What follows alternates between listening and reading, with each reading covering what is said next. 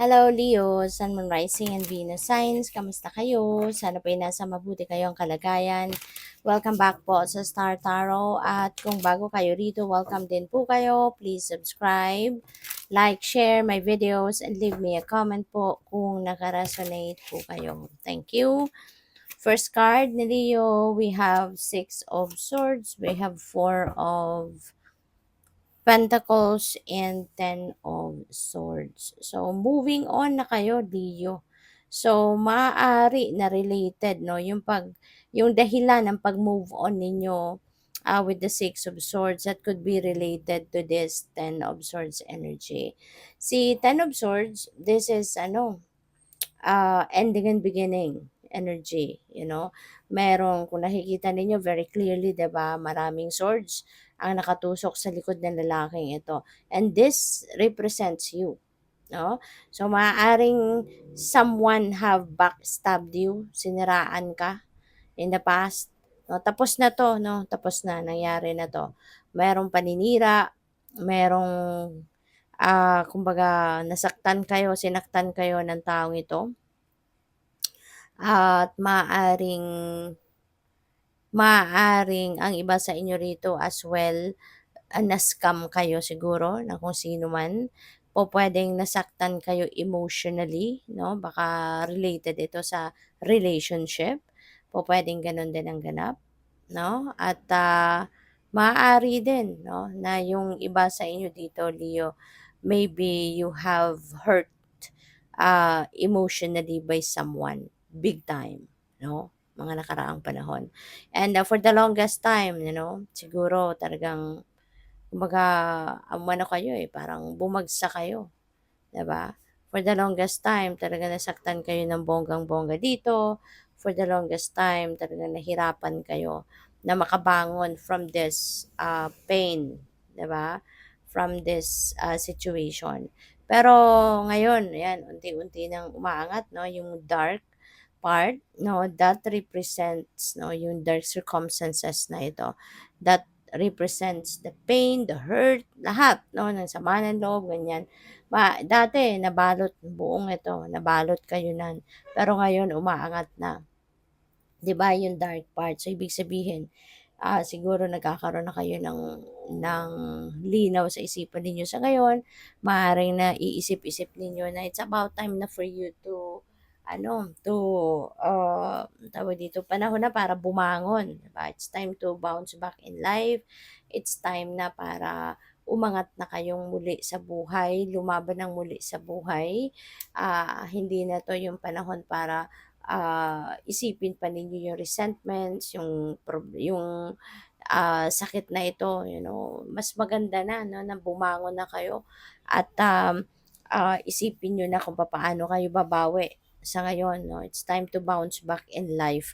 Lalo-lalo na sa mga panahong ito, hindi na tayo puwedeng, we need to be practical na sa ngayon. Hindi na tayo po puwedeng, alam mo 'yun, magpapa-ano-ano tayo, magpapatumpik-tumpik pa. Mas iisipin natin yung mga emotional na, ang tawag dito, mga sitwasyon natin. We need to learn to fight, sa buhay, lalo-lalo na sa mga pagkakataong ito. Kaya maaari na ng iba sa inyo is going to bounce back na sa ngayon. Hindi na kayo magpapatalo sa lungkot, sa inis, sa buwisit, sa resentments. You are going to bounce back in life. Kaya maaring ito na yon, 'di ba? Ito na yon. You are going to start taking action na. You are going to leave this situation behind at ito na. No, you are going to move on with your life. Iiwanan mo na kung ano man ang sitwasyon na ito. You're going to to leave that behind you at panahon na para magbagong buhay, panahon na mas mag-focus kayo sa kung ano mang ang pwede ninyong gawin, 'di ba? Para umasenso na kayo, para maging masaya na kayo, para maalis na yung bigat sa dibdib ninyo, maalis na yung tinik sa dibdib ninyo. And feeling ko dito, there is going to be forgiveness. At ang forgiveness naman, not necessarily na magfo-forgive kayo, kailangan yung taong nakapanakit ng inyong damdamin ay lalapit sa'yo or hingi ng tawad sa'yo. Hindi rin gano'n. Minsan, sa loob lang natin, 'no, kailangan lang natin na i-forgive na yung mga taong nakasakit ng damdamin natin so that we can move on, 'di ba? Para matanggal na yung bitbit natin na resentments, bitbit natin na sama ng loob, 'no? Not necessarily na kailangan nilang humingi ng tawad sa atin, but sa loob natin mag-forgive na tayo so that we can move on and start a new life. And feeling ko may ganong ganap ang iba sa inyo dito. That's why you are ready to move on with your life kasi maaaring iniisip nyo na din ngayon, no, yung inyong kapakanan. Kasi the more na iniisip mo pa rin yung kung ano nangyari dito, sasaktan ka pa rin or what, mas lalo kang magtatagal sa sitwasyon na yan. And how can you move on with your life? How can you start, 'di ba, a life na magiging masaya ka at makapag-focus ka na sa kung paano ang pag-progress, paano yung paano yung pag-angat mo naman sa buhay, 'di ba? Yung gano'n. So we also have the Four of Pentacles and feeling ko related ito dito, no. For the longest time kasi 'di ba na nalungkot kayo dito, no, and you've been holding on too tight on that situation kasi maaari na kung sino yung nakapanakit ng inyong damdamin could be someone, no, na minahal ninyo. This could be someone na mahal ninyo yung taong ito. This could be someone na this could be someone na importante sa buhay mo. Kaya kahit papaano, 'di ba? Siguro sinika pa rin ninyo na alam mo 'yun, hindi ka pa hindi mo pa nila-let go yung taong 'yan. Kasi nga maaaring mahal mo yung taong 'yan, minahal mo. Kaya parang gano'n, you've been holding on too tight on that situation. Kaya kahit nasasaktan ka, kinikip mo pa rin yung taong ito. You know? So, pupuwedeng gano'n ang ganap dito. Maaari din 'no, na this is related to money, okay? Maaaring this is a reminder para sa iyo na you manage your money wisely, Leo, 'di ba? Lalo-lalo na sa mga pagkakataong ito, panahon ng crisis, 'di ba? You need to learn to budget. You need to learn to use your money wisely. You need to learn how to manage your resources wisely, no? Lalo-lalo na sa mga pagkakataong ito. So, tignan natin kung ano pa ang ganap. And by the way, maraming salamat for subscribing. And if you haven't subscribed yet, subscribe na kayo. And also, maraming salamat din for not skipping the ads. Malaking bagay po yan sa akin. Thank you. And also, please click the join button sa baba ng video kung gusto po ninyo na mag-join sa membership. So, we have the Dream Walker Dreams. Ayan, the collective good illusions. So, maaari, no, na ito ay ang iyong mga panaginip. Okay? Maaring lately, meron kayong mga panaginip. Lately, maaring meron kayong mga dreams na mahalagang sana ay natandaan ninyo kung ano yung mga elemento na nakita ninyo kasi yung mga panaginip natin, that is divine guidance. That is guidance from the divine, that's guidance from our loved ones na nag-pass on the other side. Sometimes message nila yan sa atin, nagpaparamdam sila sa atin through our dreams or po pwedeng, no, galing sa ating mga angels, 'di ba? Those are guidance coming from coming from the angels, coming from the divine universe. Okay? So, pay attention to that. No? Kung pagising ninyo, 'di ba, natatandaan nyo, pasulat ninyo agad.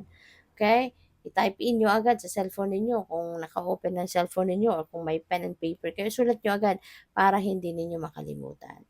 And then look for the meaning, no? Kung ano man ang elements na nakita ninyo sa inyong panaginip, look for the meaning of that. Now, what is the dream meaning, okay, ng inyong mga panaginip? Kasi that is guidance para sa iyo. Okay? Gabayan para sa iyo. Alright? So, we have Gaia's Garden. Okay? Gaia's Garden, sabi dito, fruition, abundance, reaping what you sow. This is really beautiful. Napakaganda, Leo. Kaya pala meron kayong reminder, 'di ba? Dito na you better learn to manage your money wisely kasi merong abundance na paparating. Merong pera, no, na paparating. So, ito na yung hard work ninyo na magpe-pay off na kasi reaping what you sow, 'di ba? So, harvest time na, ika nga. Ito na yung time na aanihin mo na ang bunga ng inyong pagsisikap, ng inyong pagsisipag, ng inyong pagtiyatiyaga. Ito na yon, no, magbubunga na, makukuha mo na yung financial reward. Kumbaga, sa kung ano man itong mga kaabalahan ninyo, ano man itong mga pinagsikapan ninyo. Okay? So, this is coming to fruition na yung kung ano man ang mga goals ninyo rito, it's coming to fruition, dreams ninyo coming to fruition, and abundance, no? Magkakaroon talaga kayo ng kasaganaan sa pera. Kaya good for you. Your next message is the lady of the gift, no? May generosity, receiving, withholding. So, you are definitely receiving a blessing. Ito yung napipick up ko dito, Leo. So, ihanda mo na ang inyong sarili. Okay? Ihanda mo na ang inyong sarili sa pag-receive, sa pagtanggap ng mga biyayang ito. Kasi now is the time that the universe is going to give you what you need, no? Or what you want. Kasi po pwedeng meron din ditong mga wishes na magka-come to fruition. So, yan, po pwedeng what you need and what you want will be given to you by the divine. Kaya maging handa ka na sa pagtanggap nito. Be ready. Dapat alam mo na kung anong gagawin mo sa matatanggap mong pera. Dapat may plano ka na kung paano mo 'to ma-manage para hindi ito mapupunta sa kahit saan lang, 'di ba? And also, generosity will be at play. Dati naman kayong mapagbigay, matulungin kayo, pero dapat maging ano ka din, maging